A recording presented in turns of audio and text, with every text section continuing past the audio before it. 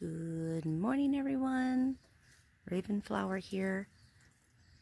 I just wanted to share my beautiful rose bush. This thing is huge. It goes way down there. I'm on a second story, so I look down into my yard, and there is a Luna down there. I don't know where she went. There she is. There's a Luna bean. Hi, honeys. And then I've got my garden down there. And then this rose bush starts way down there and then trellises all the way up. But look at all these gorgeous blooms. And I save the rose petals from this rose bush. They are added to my rose water that I sell on Ravenflower Designs. But look at this bush. I love this thing. What I really love about this particular rose bush is, yes, it's a full bloom right now, but it blooms like in December. It's like, I refer to this as the magical rose bush. This thing is just massive. As you can see, it just keeps going down. So anyhow, got stuff in it, and I got bird stuff in there, but what I love is that the different colors. It's supposed to be just a pink rose bush, but these like really cool sort of peach little roses come out, and this is it's a 5-petal rose. It's my magical rose. Look at these peach and then like pink. Starts off like a bright, not necessarily orange. It really depends, because there's like, look, little tips, little buds. Magical rose bush. Anyhow, this is where the petals are coming from. I just thought you guys should know. But I love the color change. So stinking beautiful. Just wanted to share. I'll also take some other garden updates today so you guys can see what's going on in the garden, because it is crazy sauce over there. It's just blooming like nuts. You can't really see it from here because the peach tree is also coming in and doing stuff, and Bear's over there starting to build an outdoor living area for us and a greenhouse for me. So that's something that's happening, and Luna's over there trying to help Dad, I guess. Not really. Okay, I'll be back. Garden update time. Here we are. It is July 2020, the worst year ever. I snicker, but really, it's not been great for anyone at all. I have just finished trimming because there was so much stuff through here that I couldn't even walk through.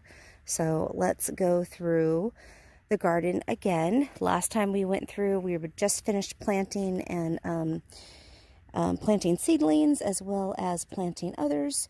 We want to take a look at my lemon balm. This is the 3rd time it has come up since harvesting. So I have harvested at least twice, and now it's come back just even bigger and brighter. So lemon balm is something that I do have in my shop. If you are interested, hit me up for some herbs. Also, my bay leaf tree. Bay leaf tree was like right about there. Now it's up here. Isn't that awesome? So cool. Bay leaf also in my shop. They're kind of inconsistent as far as their sizes and shapes, but they're amazing. I also have lots of sage. I've got some basil, which, you know, in Texas, basil would just go crazy. Here, not so much, and I think because it's more of a wetter climate, so I have to watch it. I got a weed. Look at that weed. I gotta take that weed out. I gotta weed that weed. This is some fancy Hungarian pepper that we got. There's a little home for a critter. Let's see. So lots of lemon balm. These are raspberries. Raspberries. And they have just gone out of flippin' control. So there's a little raspberry right there for you. We've been eating on this. Delicious. I'll give you a little hint that with blackberries and raspberries, sometimes there's little tiny, teeny, tiny little worms in the berry. So what you want to do is pluck them all off your bushel Put them in a bowl and then rinse them with water, and then add a little salt to that water, and the little wormies will come out. Now, I'll tell you that these are very minor. It's not anything really, but you can give it a good wash and give it a good soak. And so if that is a problem for you, otherwise they just go straight to your stomach acid and they kill them. My husband will just eat a berry off any damn bush. This is crazy. Oh, the innuendos.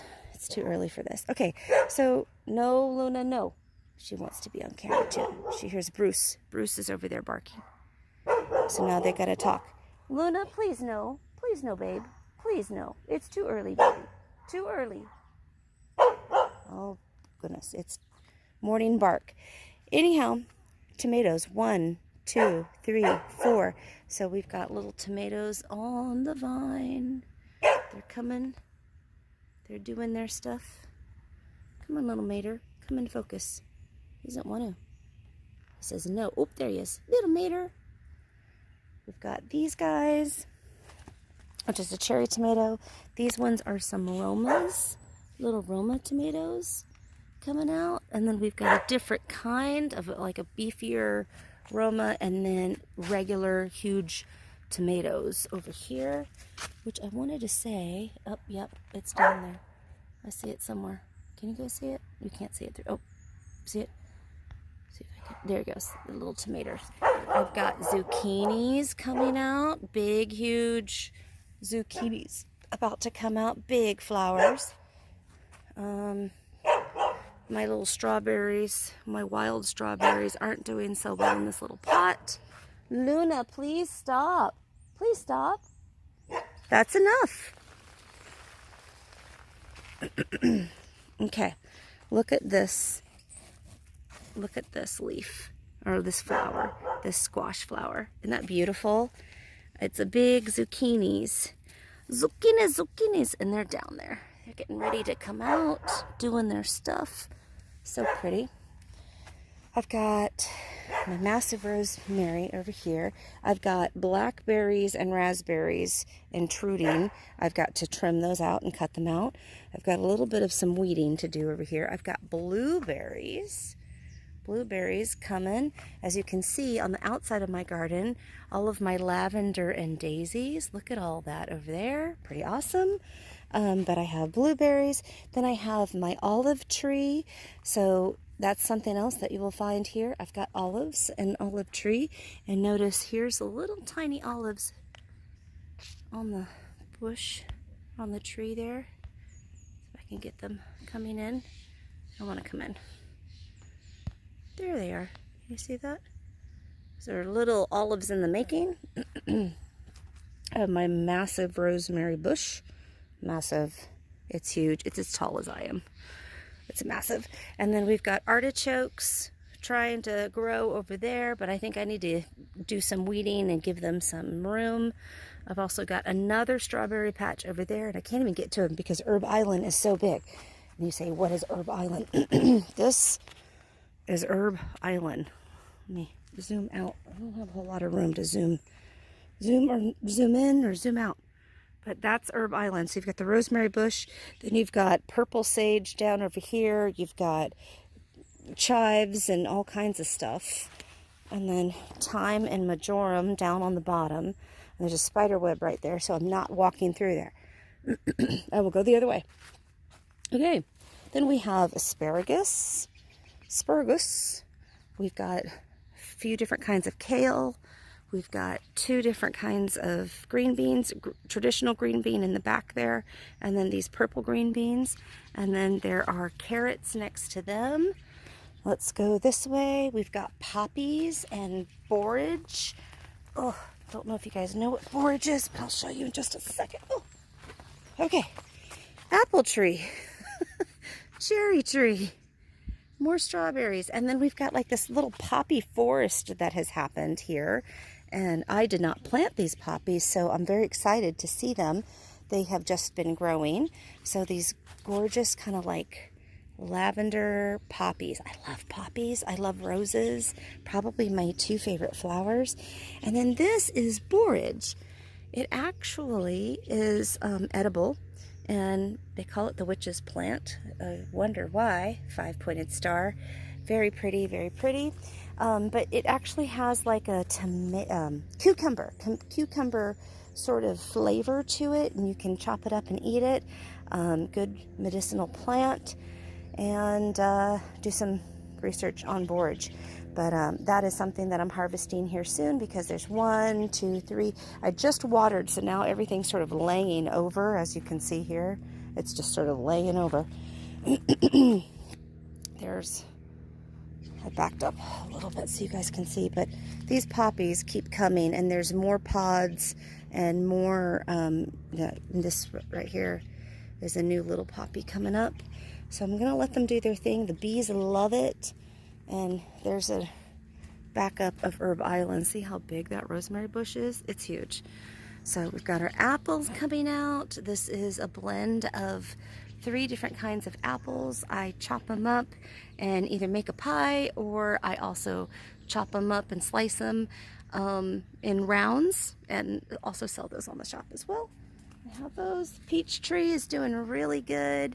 We've got this crazy wild plant that's just awful, and we have tried to fight it back and fight it back and fight it back. This is all that we can do.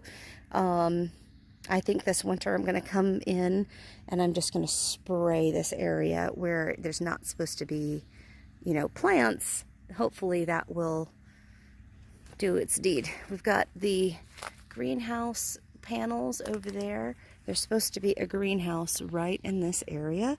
We took out the old pear tree. It was in this area here. Bear put down all this matting. So in this little gate section, that's going to be the opening to the greenhouse.